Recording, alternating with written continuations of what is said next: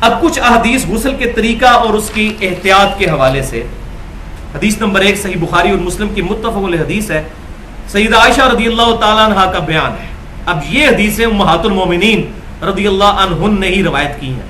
سیدہ عائشہ کہتی ہیں کہ نبی صلی اللہ علیہ وسلم جب بھی غسل جنابت فرمایا کرتے تھے، جب جنبی ہوتے تھے غسل جنابت فرمایا کرتے تھے، تو برتن سے اپنے ہاتھوں پر پانی کو انڈیلتے تھے. جو میں نے پچھلی دفعہ مستعمل پانی کا مسئلہ بتایا تھا کہ ڈائریکٹ پانی کو ہاتھ لگائیں گے پانی مستعمل ہو جائے گا، اس سے غسل نہیں ہو سکتا نہ وضو.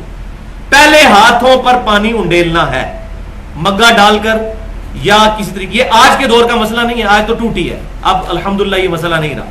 لیکن اگر ٹب یا بالٹی سے نہائیں گے تو پہلے اپنے ہاتھ دھونے ضروری ہیں، جن کو آپ نے بیچ میں داخل کرنا ہے.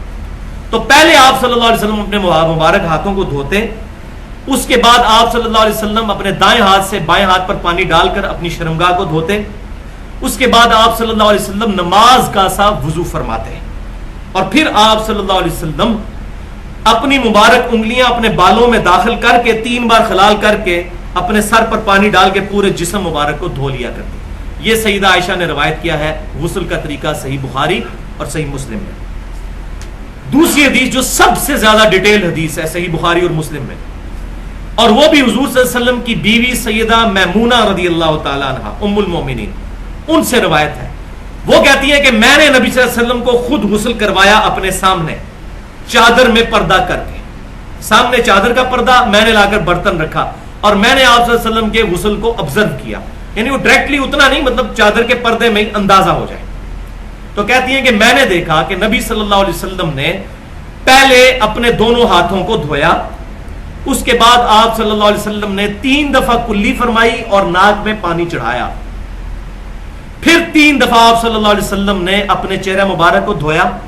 سیدہ عائشہ نے تو مختصر بات کی تھی وضو، یہاں ڈیٹیل چل رہی. پھر 3 دفعہ دونوں بازوؤں کو دھویا کونیوں سمیت.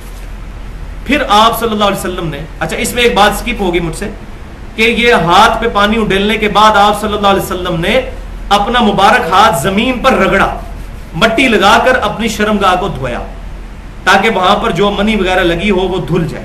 آج کے دور میں آپ سمجھ لیں صابن وغیرہ. اس کے بعد آپ صلی اللہ علیہ وسلم نے 3 دفعہ کلی کی، 3 دفعہ ناک میں پانی چڑھایا. کلی والا پانی ہی ناک میں، میں نے بتایا تھا، اسی پانی کو ناک میں اور اس طریقے سے صفائی. پھر 3 دفعہ چہرہ مبارک دھویا، 3 دفعہ دونوں ہاتھ کونیوں سمیت دھوئے. اس کے بعد آپ صلی اللہ علیہ وسلم نے اپنے مبارک سر پر 3 دفعہ پانی ڈال کر اس کو صحیح طریقے سے مل کر دھویا.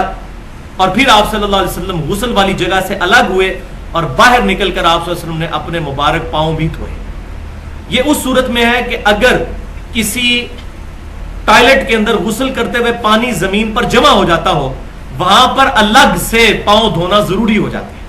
ہمارے جو ٹوائلٹس بنے ہوئے ہوتے ہیں اس میں جب نہاتے ہیں ہم تو پانی ساتھ ساتھ بہتا چلا جاتا ہے ڈھلوان کی وجہ سے، اور نیچے جو ہے وہ ٹائلز بھی لگی ہوتی ہیں، اس میں الگ سے پاؤں دھونے کی ضرورت نہیں ہے. اندر ہی دھل گئے تو دھل گئے.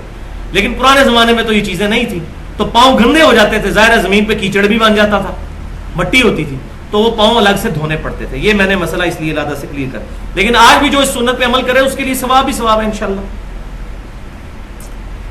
تیسری حدیث سنن ابی داؤد، سنن ابن ماجہ اور مسند امام احمد میں ہے. سیدنا علی رضی اللہ تعالیٰ عنہ کہتے ہیں کہ میں نے نبی صلی اللہ علیہ وسلم سے یہ بات سنی، جس نے بال کے برابر جگہ بھی دھونے سے چھوڑ دی غسل کے درمیان، تو اس کی اس جگہ کو قیامت والے دن دوزخ کا عذاب دیا جائے گا. بولے اعوذ باللہ.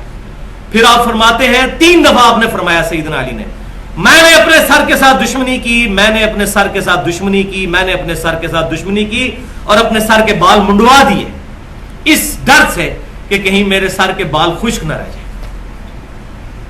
یعنی اتنی احتیاط. آج کل وہ مسئلہ نہیں، شاور میں پانی کی وجہ سے، بہتات کی وجہ سے خشک نہیں رہے گا، لیکن اس زمانے میں پانی کی بھی قلت ہوا کرتی تھی. لیکن یہ سیدنا علی کی آپ احتیاط دیکھیں. ہم دین کے مسئلوں کو کتنا کیجول لیتے ہیں اور وہ کتنا اس کو کانشیس طریقے سے لیا کرتے تھے، کتنا اس کو سیریس لیا کرتے تھے. تو اس سے یہ بات بھی پتہ چلی کہ یہ جو ہمارے تبلیغی جماعت کے بھائی ہیں، جن کو ہمارے وہ بریلوی بھائی کہہ دیتے ہیں یہ خارجی ہیں، یہ سر منڈاتے ہیں.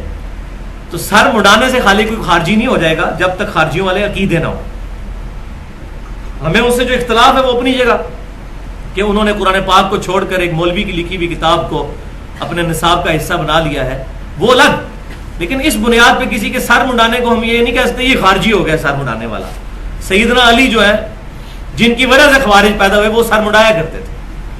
تو سر منڈانا جو ہے یہ صحابہ کرام سے ثابت ہے. لیکن بہتر یہی ہے کہ سر پہ بال رکھے جائیں جیسے نبی صلی اللہ علیہ وسلم کے بال مبارک تھے, کبھی آدھے کانوں تک. اور یہ مسئلہ نمبر 32 جو ہے وہ کریٹیکل ترین گفتگو ہے 50 منٹ کی, مسلمان مردوں اور عورتوں کے بالوں کے احکام. اہل سنت پاک.com پہ میں نے ڈیٹیل کے ساتھ بیان کیا. چوتھی حدیث صحیح مسلم میں ام سلمہ رضی اللہ تعالیٰ عنہ کہتی ہیں ام المومنین کہ میں نے نبی صلی اللہ علیہ وسلم سے ریکویسٹ کی کہ یا رسول اللہ صلی اللہ علیہ وسلم میرے سر کے بال بہت زیادہ ہیں اور میں ان کو جو ہے وہ گوند کے رکھتی ہوں, تو میں جب غسل جنابت کیا کروں تو کیا اپنے سر کے سارے بال کھولا کروں غسل کرنے کے لیے؟ تو آپ صلی اللہ علیہ وسلم نے فرمایا نہیں, تمہیں سر پر 3 دفعہ پانی ڈال لینا کافی ہے, بالوں کے کھولنے کی ضرورت نہیں. تو عورتوں کو غسل جنابت کے لیے سر کے بال کھولنے کی ضرورت نہیں. بلکہ اگلی حدیث صحیح مسلم میں بھی, یہ بھی صحیح مسلم کی, اس سے اگلی بھی صحیح مسلم میں سیدہ عائشہ کو کسی نے بتایا کہ ابن عمر رضی اللہ تعالیٰ عنہما لوگوں کو, عورتوں کو یہ حکم دیتے ہیں کہ وہ اپنے بالوں کا جوڑا اور یہ پراندہ وغیرہ اور یہ گت وغیرہ کھول کے تو بال دھویا کریں. تو سیدہ عائشہ کو بڑا غصہ ہے, انہوں نے کہا ابن عمر ان کو یہ کیوں نہیں کہہ دیتے کہ اپنے سر کے بال ہی منڈا لیں عورتیں؟ ان کو نہیں یہ بات پتا کہ میں نے نبی صلی اللہ علیہ وسلم سے جب یہ بات پوچھی تھی کیا میں اپنے سر کے بال کھول کر جو ہے وہ غسل کیا کروں, جنابت کا اتارا کروں؟ تو آپ صلی اللہ علیہ وسلم نے فرمایا غسل جنابت کے لیے عورتوں کو بال کھولنے کی ضرورت نہیں, 3 دفعہ پانی ڈال لینا کافی ہے. لیکن لیکن لیکن ایک بات یاد رکھیں, یہ صرف جنابت کا غسل ہے. اگر حیض کا غسل ہے یا نفاس کا اس کے لیے مسئلہ الگ ہے, وہ سیدہ عائشہ سے ہی روایت ہے جامعہ ترمذی میں اور سنن ابن ماجہ کے اندر, نہیں سوری صرف سنن ابن ماجہ میں ہے. سیدہ عائشہ کہتی ہیں کہ میں حائضہ تھی تو نبی صلی اللہ علیہ وسلم نے مجھے حکم دیا کہ میں سر کے بال کھول کر نہاؤں.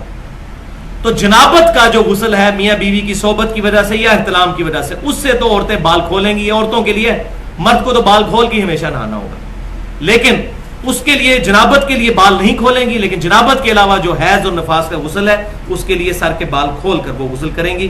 یہ ضروری اوبلیگیشن ہے. 7ویں حدیث جامعہ ترمذی اور سنن ابی داؤد میں ہے, اور یہ حدیث تو ضعیف ہے کہ نبی صلی اللہ علیہ وسلم غسل کے بعد وضو نہیں فرمایا کرتے تھے. اس حدیث میں ابو اسحاق مدلس ہیں اور وہ ان سے روایت کر رہے ہیں. لیکن یہ مسئلہ اجماعی ہے, پوری امت نے اس پر اجماع کیا ہے اور اجماع حجت ہے کہ اگر کوئی شخص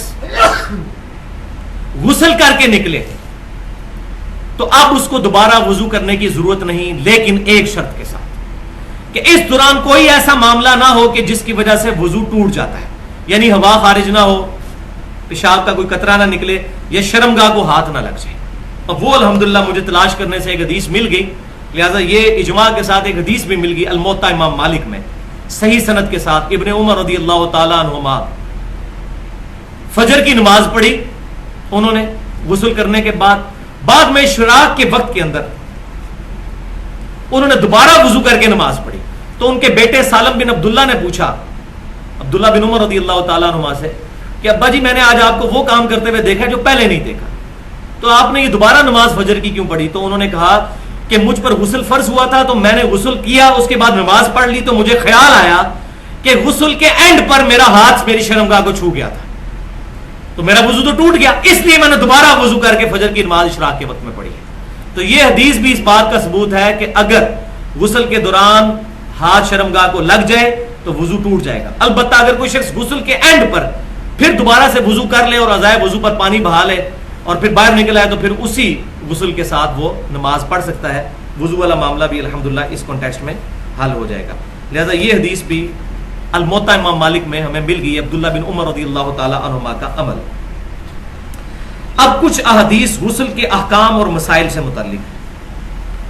پہلی حدیث صحیح بخاری اور مسلم کی متفق علیہ حدیث ہے جو میں پہلے بھی بیان کر چکا, لیکن اس کانٹیکسٹ میں ضروری ہے کہ سیدنا ابو ہریرہ رضی اللہ تعالیٰ عنہ کہتے ہیں مجھ پر غسل فرض ہوا, میں گھر سے باہر نکلا تو راستے میں نبی صلی اللہ علیہ وسلم سے ملاقات ہوئی. آپ صلی اللہ علیہ وسلم نے میرا ہاتھ پکڑا اور ساتھ لے کر چہل قدمی شروع کر دی. ایک جگہ پر آپ صلی اللہ علیہ وسلم تھوڑا سا مصروف ہوئے تو میں چپ کر کے وہاں سے نکلا اور جا کر غسل کر کے واپس آپ صلی اللہ علیہ وسلم کی خدمت میں حاضر ہوا. تو آپ صلی اللہ علیہ وسلم نے پوچھا کہ اے ابو ہریرہ کہاں گئے تھے؟ تو انہوں نے عرض کیا اللہ کے رسول صلی اللہ علیہ وسلم مجھ پر غسل فرض تھا، میں محتلم تھا، میں غسل اتار کے آیا ہوں. تو آپ صلی اللہ علیہ وسلم نے فرمایا، انہوں نے ساتھ یہ بھی کہا کہ میں ناپاک تھا. تو آپ صلی اللہ علیہ وسلم نے فرمایا ان المؤمن لا ينجس، بے شک مومن کبھی نجس نہیں ہوتا. یعنی یہ حکمی نجاست ہے، حقیقتاً غسل فرض ہونے سے مومن ناپاک نہیں ہوتا. یہ اللہ کے حکم کے تحت وہ ناپاک ہے، غسل اتار لے. ٹینجبل یہ نہیں ہے، وہ میں نے پچھلی دفعہ ڈیٹیل سے بتایا تھا. دوسری حدیث صحیح بخاری اور صحیح مسلم کی متفق علیہ حدیث ہے کہ آپ صلی اللہ علیہ وسلم نے اگر حالت جنابت میں کھانا کھانا ہوتا یا سونا ہوتا تو نماز کا سا وضو فرما لیا کرتے تھے. تو اگر کسی پر غسل فرض ہو، نماز کا سا وضو کر کے سو جائے، پھر فجر سے پہلے پہلے وہ غسل اتار لے.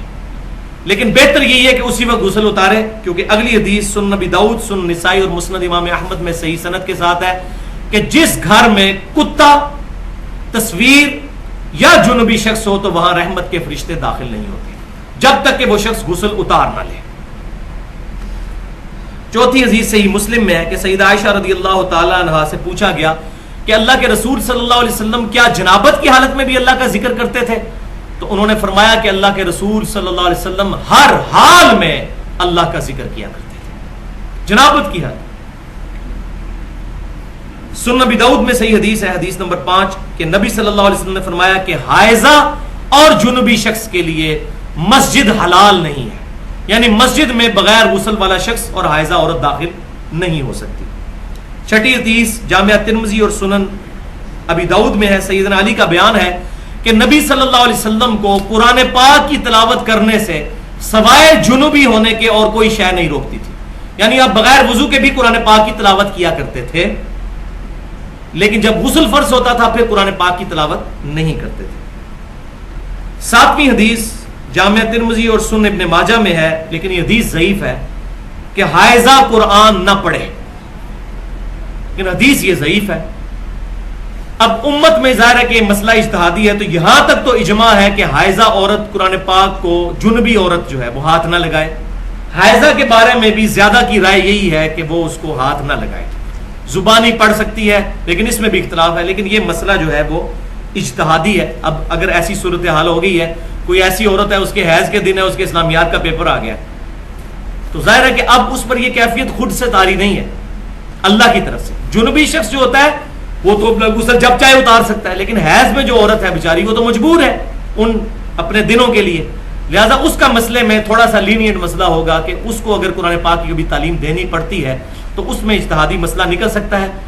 اب جو اس کا قائل نہیں وہ قائل کو گستاخ کا فتویٰ نہ لگائے، اور جو قائل ہے وہ دوسروں کو بے علم نہ کہے. تو یہ مسئلہ اجتہادی ہے، اس میں قرآن حدیث میں کوئی واضح دلائل موجود نہیں. اب کچھ احادیث جو ہے وہ پرٹیکولر عورتوں کے مسائل سے ریلیٹڈ. پہلی حدیث صحیح بخاری اور مسلم کی متفق علیہ حدیث ہے، اما عائشہ رضی اللہ تعالیٰ عنہ، اللہ تعالیٰ کی کروڑوں رحمتیں ہوں، امی جان نے کریٹیکل مسئلے بھی بیان کیے، آدھا دین ٹرانسفر کر دیا پروفٹ کا صلی اللہ علیہ وسلم. کہتی ہیں کہ نبی صلی اللہ علیہ وسلم جب آپ پر غسل فرض ہوتا تھا، کہتی ہیں کہ جب میں حیض کی حالت میں ہوتی تھی تو نبی صلی اللہ علیہ وسلم میری گود میں سر مبارک رکھ کر قرآن پاک پڑھا کرتے تھے. یعنی فزیکل نجاست نہیں ہے، اور آپ صلی اللہ علیہ وسلم کو یہ علم ہوتا تھا کہ میں حیض میں ہوں، آپ میری گود میں سر رکھ کر قرآن بھی پڑھا کرتے تھے. دوسری حدیث صحیح مسلم میں سیدہ عائشہ کہتی ہے کہ نبی صلی اللہ علیہ وسلم اعتکاف میں بیٹھے تھے تو آپ صلی اللہ علیہ وسلم نے حجرہ مبارک سے مسجد نبی کے ساتھ ایڈجسٹنٹ حجرہ تھا آپ صلی اللہ علیہ وسلم کا. آج تو بدقسمتی سے وہ روزہ شریف کو بھی مسجد نبی کے اندر کر دیا انہوں نے. یہ تقریباً نبی صلی اللہ علیہ وسلم کی وفات کے 80-90 سال کے بعد ہوا، ورنہ آپ صلی اللہ علیہ وسلم کا حجرہ مبارک مسجد سے الگ تھا. اس میں میں نے پورا ایک لیکچر بھی دیا ہے، ولادت مصطفیٰ اور رسول اللہ صلی اللہ علیہ وسلم کی آخری وصیت اہل سنت پاک.com پہ 2 گھنٹے کی گفتگو ہے. تو حجرہ شریف سے آپ صلی اللہ علیہ وسلم نے اپنا بوریا مبارک سیدہ عائشہ کو پکڑایا. مسجد نبی کی جو لیفٹ دیوار ہے اس کی طرف دروازہ نبی صلی اللہ علیہ وسلم کے گھر کا کھلتا تھا. جس گھر کے اوپر آج گنبد خضرا ہے وہ آپ صلی اللہ علیہ وسلم کا حجرہ عائشہ تھا. اس کے اندر سے وہ بوریا پکڑایا تو سیدہ عائشہ رضی اللہ تعالیٰ عنہا نے جب وہ بوریا پکڑنے لگی، نبی صلی اللہ علیہ وسلم مسجد میں تھے اور وہ گھر میں تھیں، تو سیدہ عائشہ نے اپنے ہاتھ پیچھے کر لیے اور کہا یا رسول اللہ میں تو حیض کی حالت میں ہوں.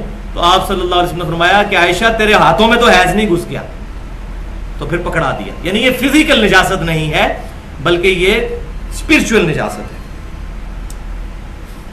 تیسری حدیث صحیح بخاری اور مسلم کی متفق علیہ حدیث ہے.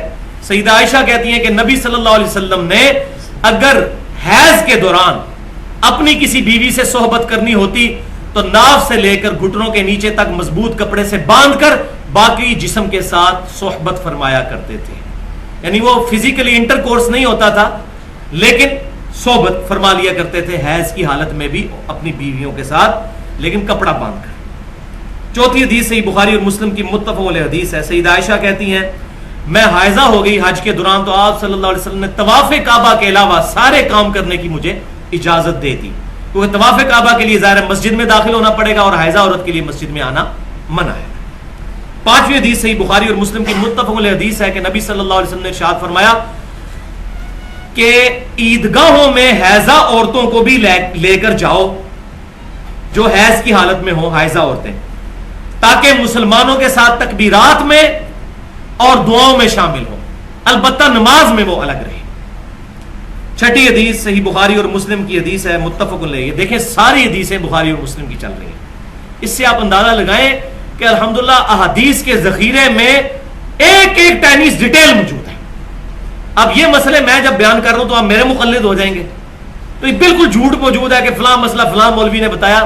ساری چیزیں نبی صلی اللہ علیہ وسلم اپنی امت کو خود بتا کے گئے. چھٹی حدیث بخاری اور مسلم کی متفق علیہ حدیث ہے کہ نبی صلی اللہ علیہ وسلم نے فرمایا جب عورت حیض کی حالت میں ہو تو وہ نہ نماز پڑھے اور نہ روزہ رکھے. لیکن صحیح مسلم میں یہ حدیث ہے, حدیث نمبر 7, کہ سیدہ عائشہ کہتی ہیں کہ ہمیں حیض کی حالت میں چھوڑے گئے روزوں کی قضا کا حکم تو دیا جاتا تھا, البتہ ہمیں نمازوں کی قضا کا حکم نہیں دیا جاتا تھا. آٹھویں حدیث جامعہ ترمذی, سنن نبی داؤد اور سنن ابن ماجہ میں ہے. ام سلمہ رضی اللہ تعالیٰ عنہ کہتی ہیں کہ نبی صلی اللہ علیہ وسلم کے مبارک زمانے میں نفاس والی عورتیں 40 دن تک نماز اور روزے سے رکا کرتی تھیں, اور تو 40 دن کے بعد اگر کوئی ایسا معاملہ ہوگا تو وہ نفاس والا نہیں, وہ استحاضہ عورت کا مسئلہ ہوگا. نویں حدیث صحیح بخاری اور مسلم کی متفق علیہ حدیث ہے سیدہ عائشہ سے کہ ایک صحابیہ, یہ بڑا کریٹیکل مسئلہ ہے, فاطمہ بنت ابو حبیش رضی اللہ تعالیٰ عنہ, انہوں نے آ کر عرض کی کہ اللہ کے رسول صلی اللہ علیہ وسلم میں استحاضہ کی مریض ہوں. یعنی حیض کے دن گزرنے کے بعد بھی بعض عورتوں کو بیماری کی وجہ سے خون آتا ہے, اس کو کہتے ہیں استحاضہ, عورت کو جو مسئلہ ہے. تو آپ صلی اللہ علیہ وسلم نے ارشاد فرمایا کہ یہ ایک رگ کی وجہ سے خون ہے, لہذا اس کی وجہ سے تم نمازوں کو نہ چھوڑو, غسل کر لو. اس کے بعد صحیح بخاری میں الفاظ ہیں کہ آپ صلی اللہ علیہ وسلم نے فرمایا ہر نماز کے لیے الگ سے وضو کر لو. خون آتا رہے لیکن شرمگاہ کو دھونے کے بعد ہر نماز کے لیے الگ سے وضو کر لیا جائے, غسل کرنے کی ضرورت نہیں. باقی ڈیٹیل احکام جو ہے سنت پاک .com پہ ہم نے اپلوڈ کر دیے ہوئے عورتوں کے حوالے سے.